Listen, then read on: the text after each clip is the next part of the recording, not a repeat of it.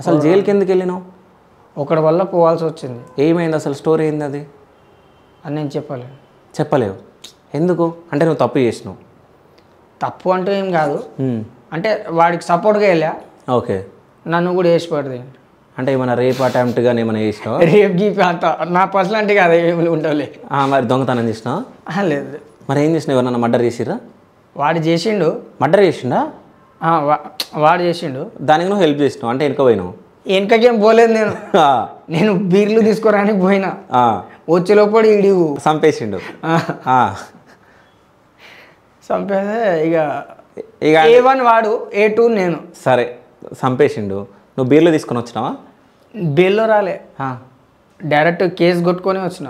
ఆనే తాగేసి వచ్చినావా? తాగి కాదన్నా, బెయిల్ అంటే. నేను అదే అంటలే. ఇప్పుడు చంపే ముందు నువ్వు ఏడికి పోయినావు? బీర్లు దేనికి పోయినా. బీర్లు దేనికి పోయినావు కదా? బీర్లు తీసుకొని వచ్చినావా? తీసుకొచ్చా. తీసుకొని వచ్చి చంపేసిండు కదా అప్పటికి. ఆడు చంపేసిండు. మీరు తాగుకుంటా కూర్చోరాడా? లేదు. నిజం చెప్పు. లేదు లేదు. మరి ఏం చేసిరా బీర్లు? ఏం చేస్తాం, బీరు పడేసి పారిపోయినా. పారిపోతే ఇక పోలీసు వాళ్ళు ఇక రికవరీ చేస్తారు కదా, దొరికినా. ఎంక్వైరీ చేస్తే దొరికిండా? దొరికితే అర్థమైపోయింది నడన్నా అన్న. ఇక అప్పటికి నుంచి రైట్, అది కూడా జర్నీ అయిపోయింది. ఎన్ని నెలలు ఉన్నావు? ఓ 6 నెలలు.